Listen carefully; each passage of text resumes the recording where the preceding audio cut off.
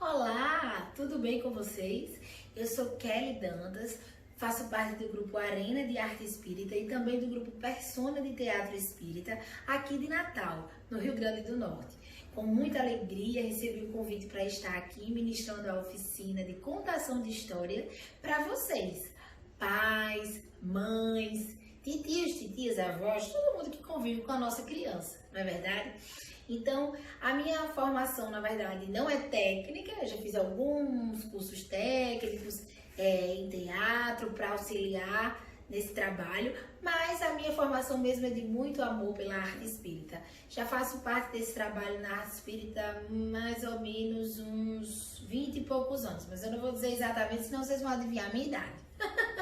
Brincadeira. Também sou mãe, tenho uma filhinha de 2 anos e meio, Maria Flor, que vai estar aqui participando também conosco nesse momento. Afinal de contas, as oficinas e todos os exercícios são para ser aplicados com as crianças, não é isso? Então, pessoal, eu espero que vocês gostem muito de todo o material que a gente preparou para vocês. E também conheçam a assessoria de arte espírita do Rio Grande do Norte. Também estou lá trabalhando, fazendo parte para divulgar a nossa doutrina através da arte e, além do mais, evangelizar as almas e os corações. Mas, para uma oficina de contação de história, tá meio sem coisa aqui, não tá? Vamos melhorar? Agora sim, estamos no cenário de contação de história. Estou me sentindo bem melhor. Gosto das coisas coloridas e as crianças também. Então, eu fiquei muito feliz com o convite hoje de estar aqui nessa oficina para pais, mamães, vovós, titias, enfim, quem aí fica com as crianças e também quem desempenha esse papel de cuidador, de pai, de mãe com a sua criança. Eu fiquei muito feliz com o convite do Facinho, porque eu também sou mamãe, tenho uma filhinha de quase 3 anos e a gente aqui em casa vive muito no mundo da arte. Por quê? Porque a gente sabe que a arte traz uma ludicidade e uma forma de aprender as coisas de uma maneira muito melhor. E sem contar que são momentos excelentes que a gente divide juntas. E isso vai ficar gravado na memória afetiva dela. Como ela é muito pequenininha, mas desde bem bebezinha, ainda lá com seus 2, 3 meses, eu já fazia várias contações de história, já mostrava vários bonequinhos. E o tempo foi passando, ela passou a não ter medo e começou a interagir. E quando é hoje, já com 3 anos e com quase 3 anos, ela já conta as suas próprias histórias. Então hoje nós vamos compartilhar aqui de algumas metodologias para contação de história, de materiais a produzir. Eu posso dividir com vocês também um material muito legal, super fácil de fazer, que é a nossa casinha para contar histórias. E nela você pode colocar todos os tipos de fantoches, né? Fantoches que você já encontra pronto, fantoches que vocês podem produzir juntos, o que é excelente.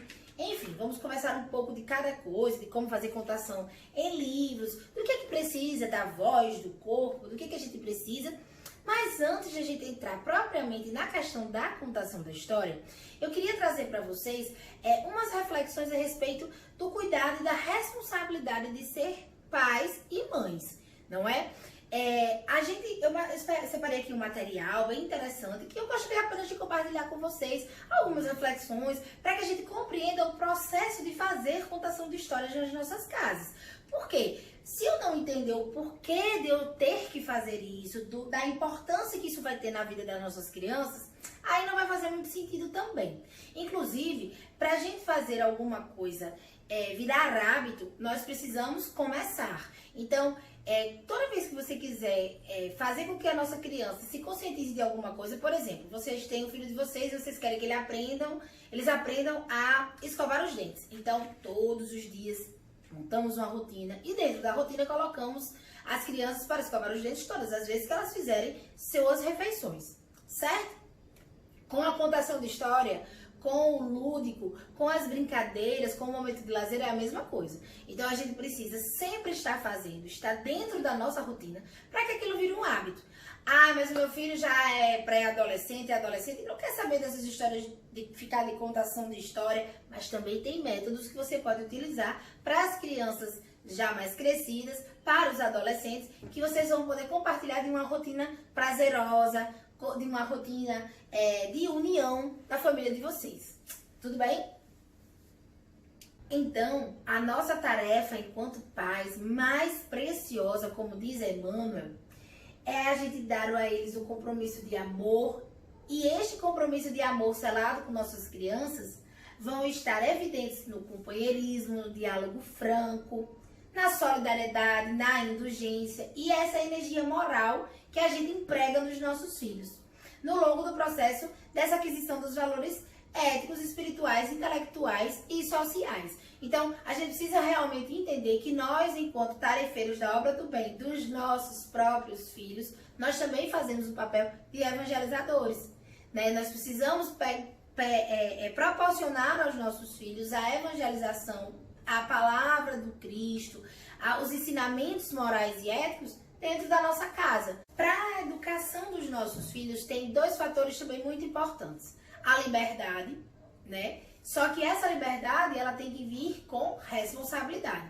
Então, a gente vai se sentir muito mais seguro quando os nossos filhos crescerem, se tornarem homens livres, livres no pensar, livres no agir, mas a gente não vai ter preocupação. Por quê? Porque nós tivemos a responsabilidade de colocar neles e preenchê-los de valores éticos e morais, que essa liberdade ela vai ser bem executada, né? Isso já dizia Joana de Ângeles. Inclusive, ela diz: os pais educam para a sociedade quanto para si mesmos. Examina a tua vida e dela retira as experiências com que possa brindar a tua prole.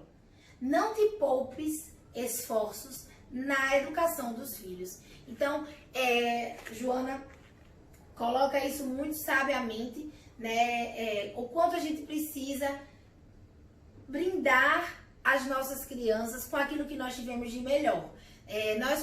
Cada um teve sua educação, cada um veio de uma educação diferente, mas todos nós nos formamos homens de bem. Que maravilha! Então, a partir disso, nós vamos tirar e extrair absolutamente o que foi de melhor na nossa criação para passar para os nossos filhos. Agora, tem uma coisa muito importante na tarefa dos pais, que se chama exemplo.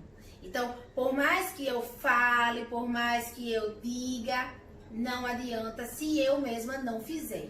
Então, eu preciso ter a prática do Evangelho, eu preciso ter a prática dos ensinamentos morais e éticos. Eu preciso ser isso para que o meu filho, além de ver no meu discurso, veja na minha prática, veja no meu exercício. Porque senão, não adianta.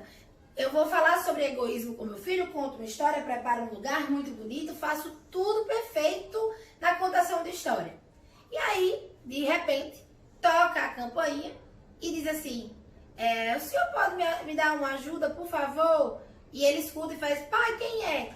Não, é só uma pessoa pedindo aqui um pedido, mas eu não vou dar nada hoje não. E aí, como é que fica a história do egoísmo? Então, a gente precisa colocar na prática tudo aquilo que a gente ensina para os nossos filhos, porque não há educação melhor do que o próprio exemplo. Então, no item 208 do Livro dos Espíritos, há uma pergunta: nenhuma influência exercem os espíritos dos pais sobre o filho depois do nascimento deste? E aí, a resposta: ao contrário, bem grande influência exercem. Conforme já dissemos, os espíritos têm que contribuir para o progresso uns dos outros. Pois bem, os espíritos dos pais têm por missão desenvolver os seus filhos pela educação. Constituir-lhes isso uma tarefa. Tornar-se-ão culpados se vierem a falir no seu desempenho. Então, o próprio Livro dos Espíritos nos traz um capítulo, nos traz itens para fazer a nossa reflexão interior enquanto pais, o que nós precisamos deixar para os nossos filhos. Então, a gente, enquanto pai, a nossa grande tarefa e a nossa grande missão, quando a gente vira pai, quando a gente vira mãe, ou quando a gente vira cuidador, né, de uma criança, desenvolver esse papel de paternidade e maternidade na vida delas, é justamente fazê-las crescer moralmente. Esse é o maior desafio, não é verdade? Então, as escolas formais, elas trazem toda a preparação pedagógica, né? Nós pais vamos lá, procuramos uma escola que entre na linha pedagógica que a gente acredita. que a gente veja o desempenho das crianças, que a gente veja resultados, que a gente conheça professores, às vezes por afinidade ao professor, ou por afinidade ao colega que já passou por lá e deixou o filho na escola, a gente escolhe aquela escola para os nossos filhos. Mas essa é a formação que, bem ou mal, qualquer escola ela vai contribuir nesse momento. Qualquer uma vai falar de matemática, qualquer uma vai falar de português, qualquer uma vai falar desses conceitos. Mas a grande escola mesmo é a escola lar. Ou seja, a escola primária e eterna, onde vão deixar os principais conceitos morais, os principais conceitos de ser um ser humano bom, de ser um homem de bem, é a nossa casa lar. E os maiores professores que os nossos filhos poderão ter sempre somos nós, enquanto pais. Então a gente precisa muito pensar, elaborar nessa educação que nós queremos que eles tenham dentro de casa. Porque os conceitos nós encontramos no Evangelho, segundo o Espiritismo, nos livros dos Espíritos, nas obras básicas, todos os conceitos têm. Mas a gente sabe que não tem curso para ser pai e mãe. Isso é verdade. A gente sabe que pai e mãe só viram pai e mãe na prática. Isso é uma verdade absoluta. Mas a gente pode sim se preparar para o recebimento das nossas crianças e também ir consertando alguma coisa que sem querer ficou no caminho. E às vezes a gente esquece de fazer esses momentos de prazer com as crianças, às vezes porque a gente esqueceu a nossa criança. E aí, nesse momento, eu gostaria de fazer uma pergunta. Se a sua criança hoje aparecesse na sua frente e te fizesse a pergunta: olá, eu sou você quando era mais jovem, e você carregou o que você aprendeu quando era criança para sua vida adulta? Se a sua criança aparecesse para você, será que ela iria ficar feliz com o adulto que você se tornou? Será que aqueles sonhos de ser astronauta, de conhecer a Lua, de conversar com um boneco, de ler uma história e viajar imaginando tudo aquilo, ainda existe dentro de você? Esse é um dos principais pontos que a gente precisa resgatar para virar um contador de histórias para as nossas crianças. Aqui o intuito não é formar grandes atores, até porque eu também nem tenho formação para passar uma formação de grandes atores para vocês. Mas aqui o intuito dessa oficina, na verdade, é compartilhar os momentos de contação de história, o que é que eles podem servir dentro da casa de vocês. Por exemplo, a gente pode escolher uma história que vocês estão em casa com uma situação, não sei, digamos, de egoísmo. Seu filho, sua criança, tem muitos brinquedos, não quer dividir, e se torna uma criança egoísta. E agora, como falar sobre isso? Aí você fica pensando, eu vou começar. Olha, meu filho, eu sou egoísta, não sei o quê, não, e vai dar todos aqueles passo a passo, é feio, não é legal, a gente tem que dividir. E parece que você fala, entra no ouvido, sai no outro, não adianta de nada. Que tal encontrar uma história que fale sobre dividir, uma história que fale sobre a importância de compartilhar? A partir disso, monta com a criança. Ah, meu filho, vamos lá na sala. Hoje eu separei um material muito legal. E nós vamos construir fantoches. Fantoches, pai, sim, vou te contar. A gente vai construir aqui, olha. Fantoche da mamãe, do papai e do Pedrinho. E esse Pedrinho, ele tem uma história para contar. E a partir daí, você começa a contar a história, começa a dar vida aos personagens. E aquele tema que era mais nevrálgico, que, por exemplo, o egoísmo, que você conversava tanto com seu filho e não estava funcionando, a história pode fazer ele despertar esse caminho da solução desse problema. E juntos vocês vão ter um momento de compartilhar um ensinamento que vai ser tão valioso e, ao mesmo tempo, de maneira lúdica, que ele não vai entender como se você estivesse lá só falando. Então, às vezes, falar, conversar é muito importante e é o canal principal. Mas às vezes só a conversa, ela não consegue atingir os lugares que, por exemplo, a arte consegue. Então, a arte, ela sensibiliza no ponto antes mesmo da razão. Então, quando a gente está escutando uma música, às vezes a gente está escutando uma música e se arrepia inteiro, antes mesmo de racionalizar aquela melodia, o que aquela letra quer nos dizer. Ela nos toca primeiro, profundamente, a sensação e os sentimentos afloram primeiramente do que a razão.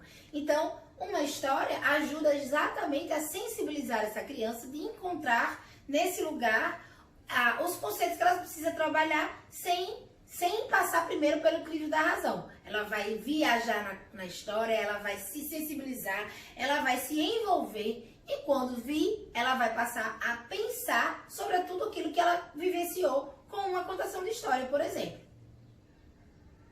E aí, feito todo esse aparato doutrinário da importância e da responsabilidade da gente enquanto pai e mãe, a gente vai entrar agora na condição da oficina da contação de história. Por que eu quis fazer todo esse aparato doutrinário antes? Para que a gente possa dar ainda mais valor a esses momentos que nós vamos viver com as nossas crianças na nossa casa, a partir da contação de história. E aí, toda vez que a gente estiver fazendo a contação, preparando o nosso ambiente, a gente vai se lembrar da nossa responsabilidade de pais e mães de fazer aquilo com muito mais amor e muito mais carinho. Então, primeiramente, para uma contação de história ser bem legal, o que a gente precisa? De um ambiente. Lembra que eu comecei o vídeo numa parede branca, sem muitas cores, que não teve muita graça? Para criança não tem graça. Então, além de não ter graça, e aí a gente pode enfeitar o nosso ambiente com elementos que nós temos em casa mesmo. Fantochezinhos desse tipo a gente encontra facilmente. Ah, eu não tenho fantoche, mas eu tenho bonecos. Não importa, então vamos contar a história com bonecos também. Ah, mas eu também não tenho bonecos que dê para contar a história. Então, nada de desculpa, vamos fabricar os nossos bonecos. Olha só esse boneco que legal que a gente fez com sacola de papelão de casa mesmo. Então, nada é desculpa, tudo é trabalhar e fazer com amor, que aí vai criar hábito, vai ser legal. Então, na hora que a gente prepara o nosso ambiente, é que nem a gente quando vai trabalhar. Nós adultos, quando vamos trabalhar, não gostamos de um ambiente silencioso, alguns gostam de ficar escutando música enquanto trabalham, precisamos de uma iluminação adequada, precisamos estar sentados numa postura adequada para não dar sono, para a gente poder trabalhar, se concentrar, né? Assim, com as crianças do mesmo jeito. Eles precisam ter rotina para tudo. A rotina para alimentação, sentar direitinho na cadeira, a rotina para estudar, agora nesse estudo virtual, ainda mais necessário a rotina. Então, olha só, nesse momento de ensino remoto, quem está podendo ter a possibilidade de ter ensino remoto,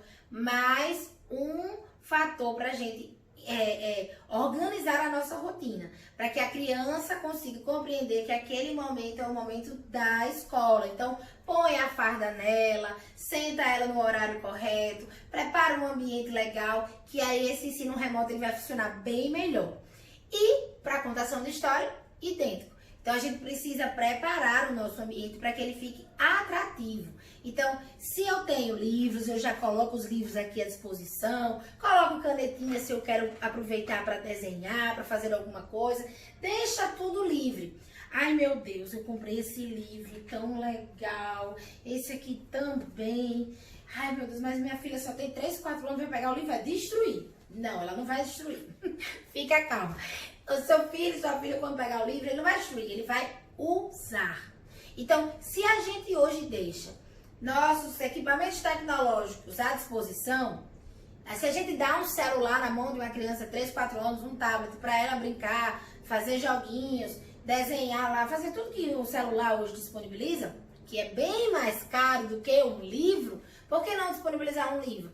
Os livros aqui de casa eu tenho o maior orgulho de mostrar. Estão rasgadinhos aqui, tem outros sem capa, outros sem contracapa, alguns muito rabiscados, e tem que ser assim. Por quê? Desde muito pequenininho, eu sempre deixei livros à disponibilidade da minha filha.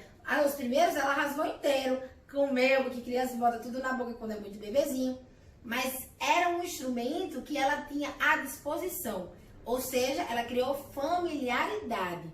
Então, a gente precisa ir apresentando aos nossos filhos as modalidades que eles vão poder ter afinidade. Então, deixa os bonequinhos, os fantoches na mão, nem que arranca o olho, não tem problema, depois cola, dá um jeitinho. Isso é o de menos, gente. Isso aqui vai e fica, não serve de nada. O que vai ficar mesmo é a lembrança das nossas crianças manuseando tudo isso. Então, olha só quem chegou.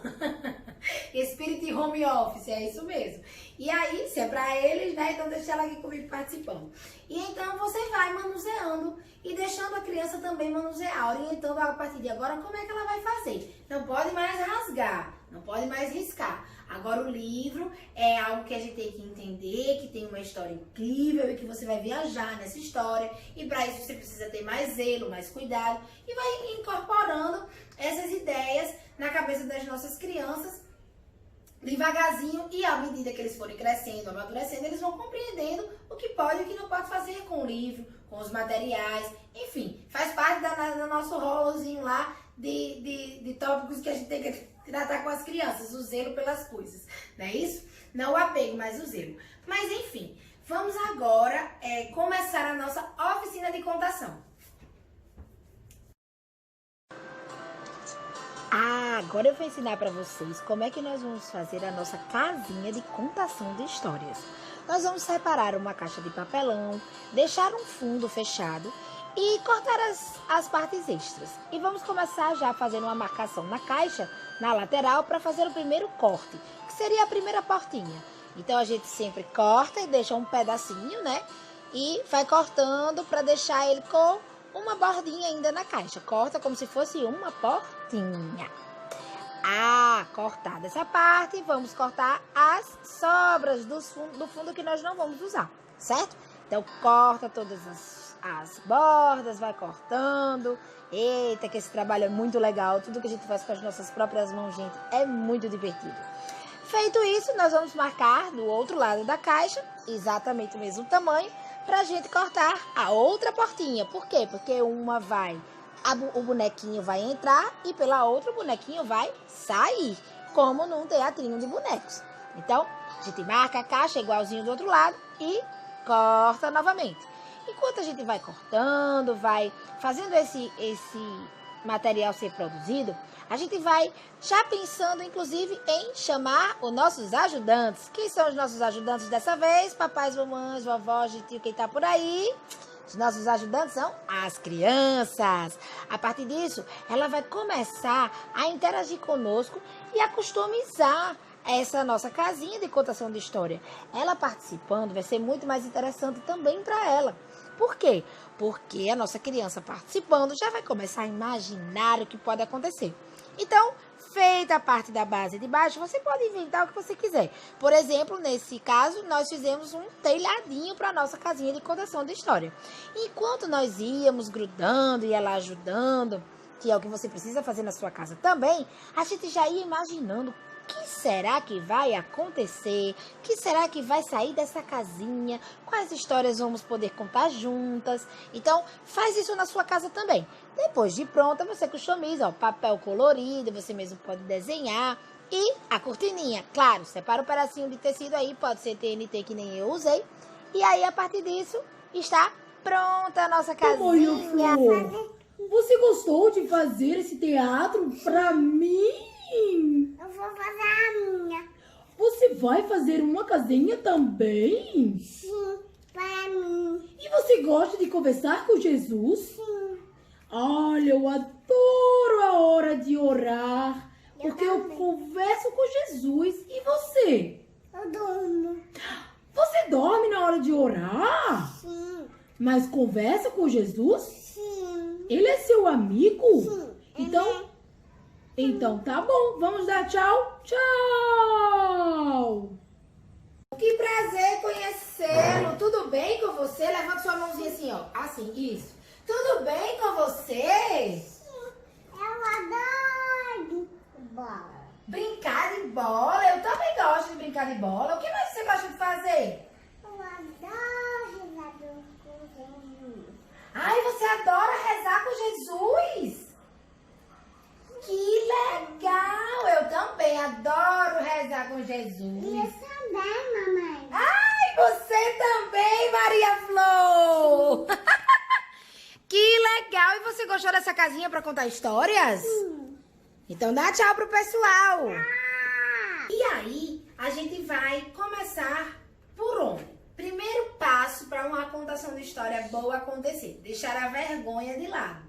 Isso, a vergonha. Então, não tem vergonha de voltar a ser criança com a sua criança. Não tenha vergonha. Não é vergonhoso você fazer uma voz engraçada quando vê um vovô numa história. E também não é engraçado. Não é ter vergonha quando você vê um ratinho numa história que você fala com um ratinho assim, e faz caretas e faz coisas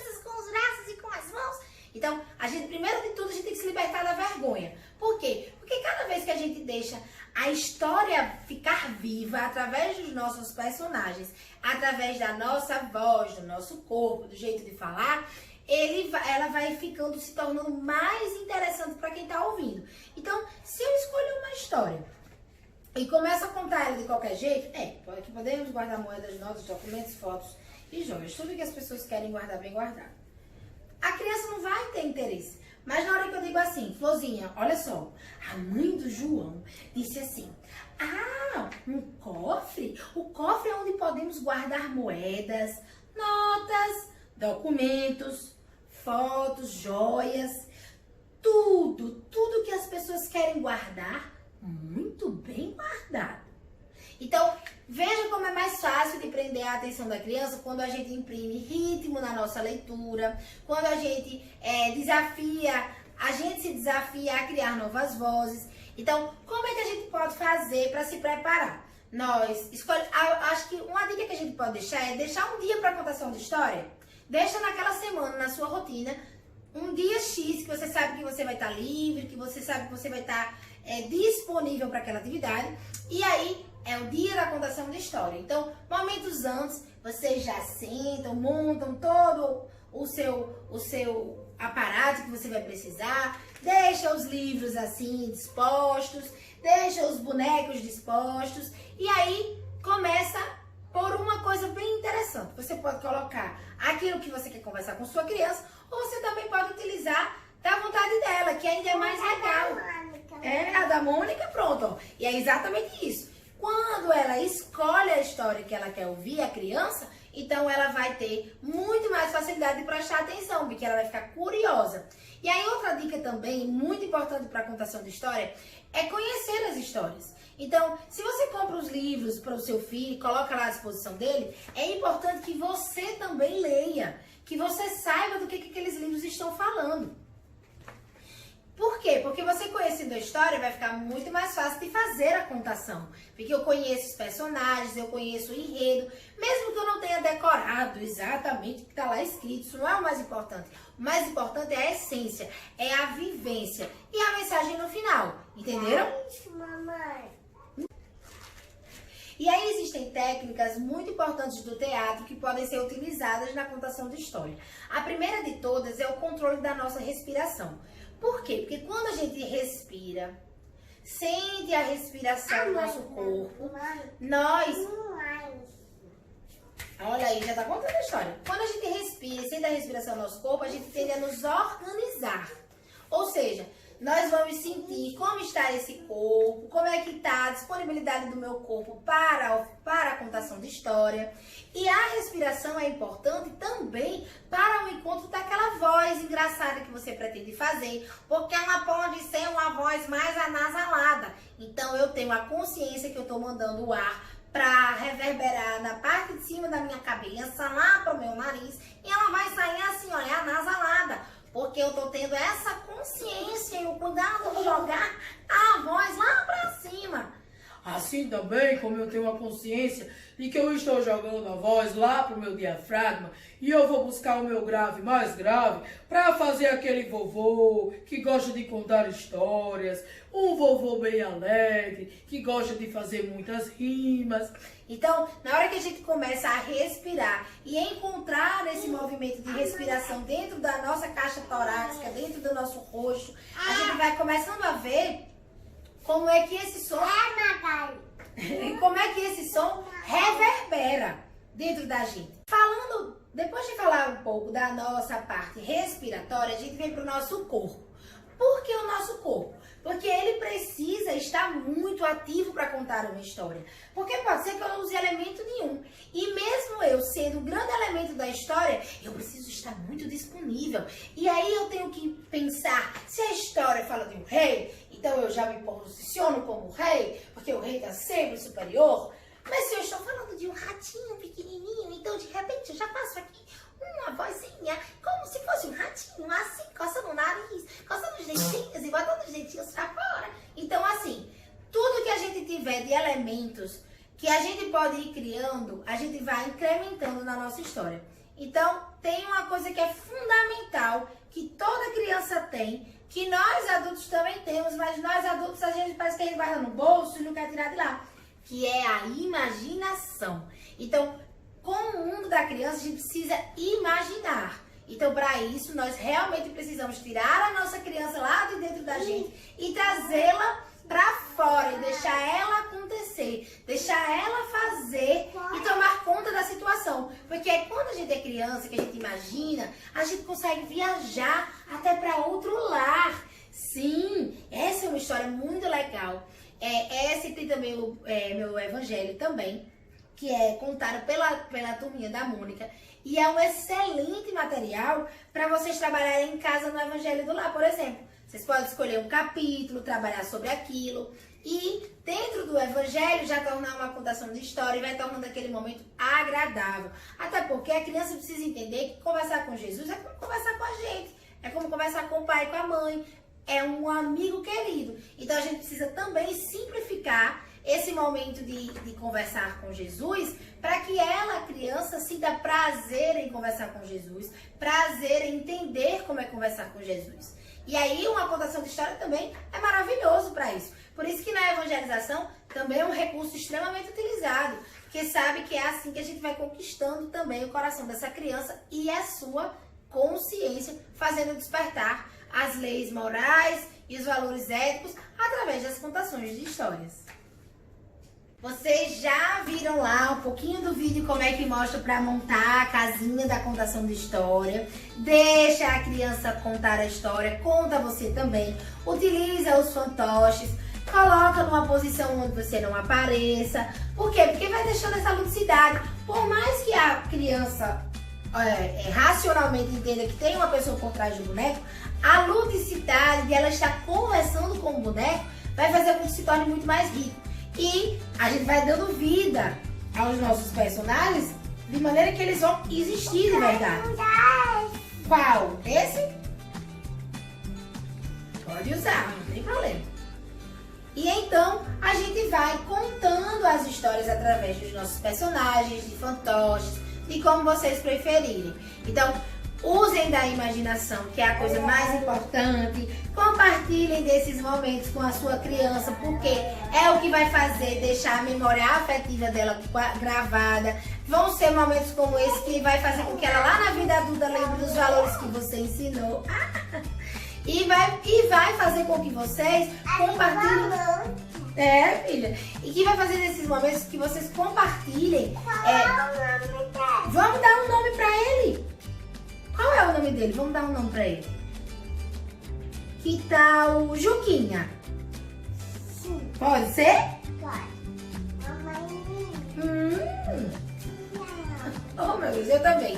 Então é isso, gente. A gente tem que fazer esses momentos prazerosos, para que a gente possa curtir muito e lá na frente eles se lembrarem disso com o maior prazer. E lembre-se, não precisa ser um ator profissional para virar um contador de história. Basta boa vontade, criatividade, material disponível que a gente tem na nossa casa, ó, papelão, sacolinha de papel, olha, tampinha de garrafa, algodão, materiais esses que a gente sempre tem, canetinhas para desenhar, e tudo vai virando uma história. E tudo pode virar uma história. Então, faça vocês na casa de vocês esse momento de contação. E que tal compartilhar comigo? Vai usar esta, certo? Então, eu quero que vocês escolham uma história que vocês mais gostarem com a família de vocês e grava pra mim. Eu vou adorar ver o resultado dessa oficina. E principalmente, grava com as crianças aparecendo, que é pra gente ver esse momento em família, falando de Jesus, falando de coisas boas. Eu vou ficar encantada. Então marca o Face no Instagram, marca o Arena, Grupo Arena com H, e marca a gente nas redes sociais pra gente ter acesso a esses materiais lindos que vocês vão produzir. Eu espero que eu tenha contribuído com vocês, eu espero que vocês tenham gostado da nossa oficina. Eita, tá certo. Então, tá bom, muito bem.